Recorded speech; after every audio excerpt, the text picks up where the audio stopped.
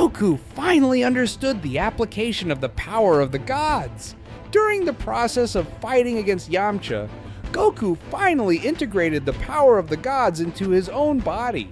In the past, he only used the power of the gods as a means to enhance his own strength.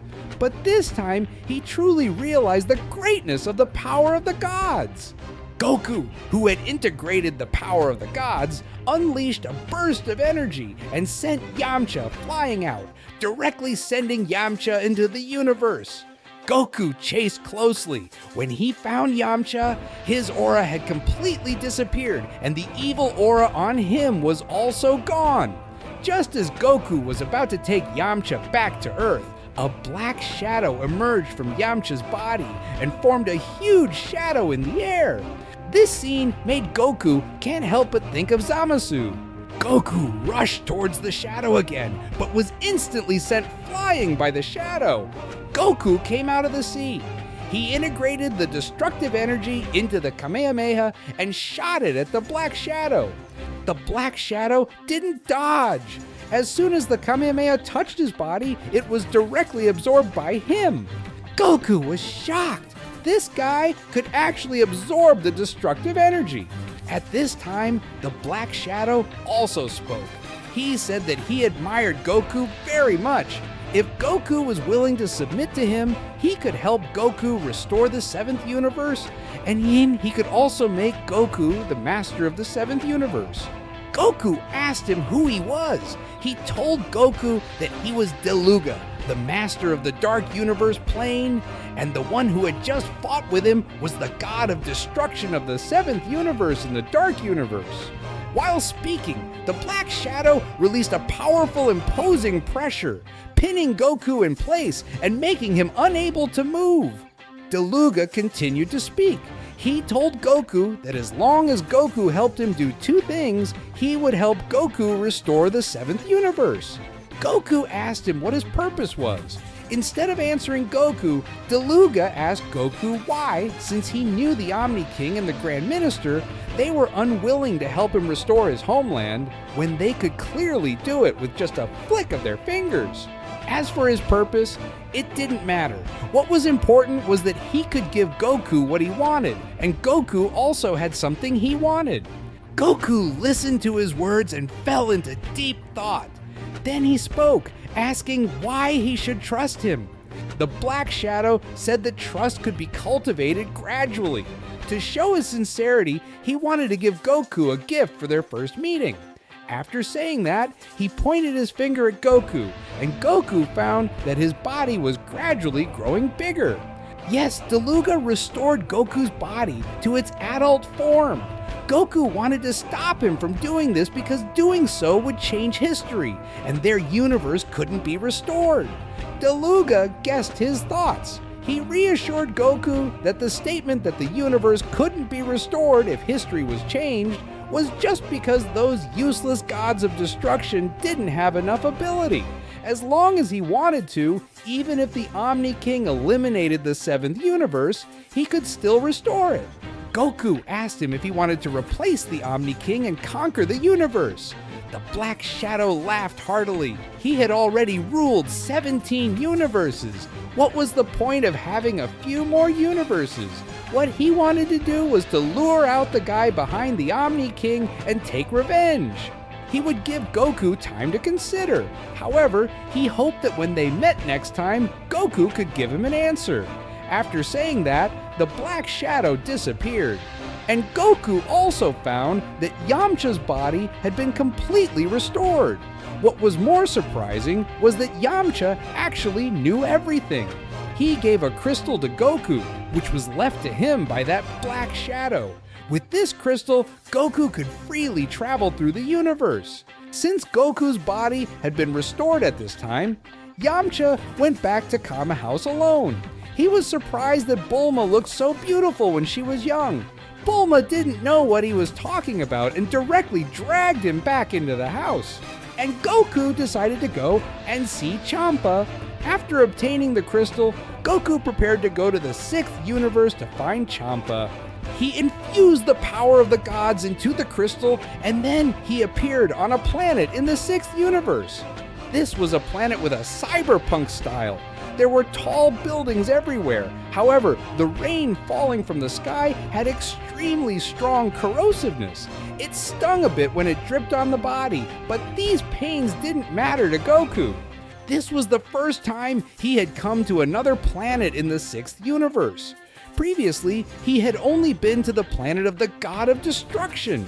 Suddenly, a sinister voice sounded from behind him. "Son Goku, this isn't a place you should come to." Goku turned around and saw that it was Frost. It turned out that during the Xeno Expo and the Tournament of Power, he had failed successively. Coupled with his hypocritical behavior that made Champa angry, after their universe was revived, Champa wanted to eliminate him. He was only able to survive under the protection of Hit. This planet was Hit's hometown. After asking Frost for the location of Champa's planet, Goku was ready to teleport there. At this time, Frost suddenly grabbed Goku's wrist, and Goku became alert instantly. After all, this guy always liked to play dirty tricks. Frost spoke unhurriedly. He advised Goku not to release his aura, and even less to go looking for Champa, because he was now a wanted criminal in the entire universe. Goku couldn't believe his ears. You know, Champa and Beerus were brothers, and hadn't Champa sent Hit to monitor him and told him not to destroy history? Seeing that Goku didn't believe him, Frost didn't say anything more. He directly led Goku through the streets in a showy manner and then stopped at a bar. Goku had already noticed that there were people following them continuously along the way, and their auras were full of killing intent. After entering the bar, Goku even found that many people were secretly glancing at him intentionally or unintentionally. Frost ordered 2 glasses of beer. Goku took a sip and thought it didn't taste good. Then he directly asked Frost what was going on with him being wanted. Frost drank the beer on his own and told Goku to just look around and he would know. At this time, all the bounty hunters in the tavern stood up and surrounded Goku.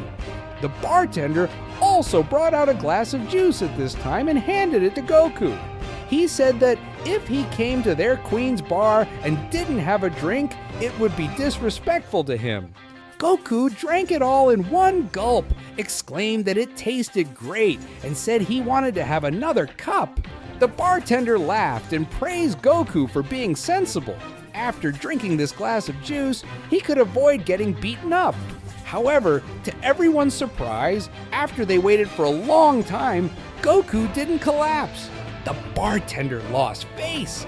He immediately took out a dagger and vented his anger on Frost, telling him that if he didn't want to die, he should step aside and not interfere. Then he threatened Goku that he had better go with him obediently, otherwise he would make him pay. Frost held the beer and stood gracefully to the side, ready to watch the battle.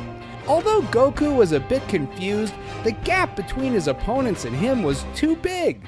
He didn't even transform into a Super Saiyan, and he knocked them all to the ground. Frost clapped beside him. As expected of Mr. Goku, these bounty hunters are really blind to dare to set their sights on you. As he said that, Frost ransacked all the valuable things on the bounty hunters. Then he said viciously to them that if they were not convinced, they could come to find his boss, Son Goku. And Goku looked at Frost warily and asked him why he still hadn't made a move. Didn't he lead him here to capture him? Then what exactly was Frost's purpose, and why was Goku wanted? He asked Frost what his purpose was. Frost wanted Goku to take him away from here. Goku didn't agree to him and just asked him if he knew the location of Champa's planet. Frost didn't know either, but he believed that the Saiyans in the 6th universe must know. So Frost followed Goku to planet Salada. On planet Salada, Caulifla was holding Goku's wanted poster and was questioning Kaba about what was going on. Kaba was also a bit helpless. These were all Lord Champa's orders and he was just carrying them out. Caulifla immediately rebuked Kaba. Son Goku was also a Saiyan just like them. How could they help the God of Destruction deal with Saiyans? She also rebuked Kaba about how long he had been the defense captain and that he had become a lackey. Just as Caulifla was rebuking Kaba, she suddenly saw Goku and Frost appear in front of them. Seeing Goku, Caulifla was immediately excited and wanted to have a fight with him. As she said that, she tried to pull Goku's hand and walk outside. But now Goku could easily master Ultra Instinct, and Caulifla was no match for him at all. He said that he had something to do and wasn't in the mood to play with her. And Caulifla also found that her movements were easily dodged by Goku, and she didn't even see clearly what Goku had done. With just this, she realized the gap between them. Kaba also came to stop Caulifla from fooling around. He asked Goku what had happened in the 7th universe. At Kaba's home, Goku told them what had happened. Hearing that the 7th universe had been destroyed, both Caulifla and Kaba showed expressions of disbelief. A look of sadness appeared on Kaba's face again. He hadn't even said a proper goodbye to Vegeta yet. Goku comforted them. In fact, the 7th universe was still there, but its spatial entrance was closed and the time was different from that of other universes. After saying this, Goku asked Kaba where Champa's planet was. He wanted to go directly to Champa and ask clearly why he was being wanted, and also what the black shadow he had encountered before was. Kaba still wanted to stop Goku. You know, the God of Destruction was the top combat power in a universe. More importantly, Champa was very arrogant and simply looked down on humans. Now that Goku was wanted, instead of running away, he wanted to face the God of Destruction directly. Kaba suspected that Goku was crazy. Kaba said that if Goku wanted to know something, he could help inquire about it. Goku shook his head and said that it would be better for him to ask in person. If they were involved, Planet Salada would also be in danger. Kaba was worried that when Goku met Lord Champa, he would be eliminated by his destructive energy. Goku said with confidence on his face that he simply didn't take Champa seriously now. Seeing that his persuasion was ineffective, Kaba could only compromise. He took out his communicator, dialed Champa's number, and said that he wanted to bring someone to his planet. Champa immediately rebuked Kaba, asking who he thought he was to bring any random person to see him. He said he wouldn't meet them and was about to hang up. At this time, Vados reminded Champa that the person Kaba wanted to bring was Son Goku. Champa immediately asked to talk to Son Goku. Goku greeted Champa warmly. Champa immediately flew into a rage and angrily rebuked Goku for messing everything up. He told Kaba to bring Goku to him immediately so that he could teach him a good lesson.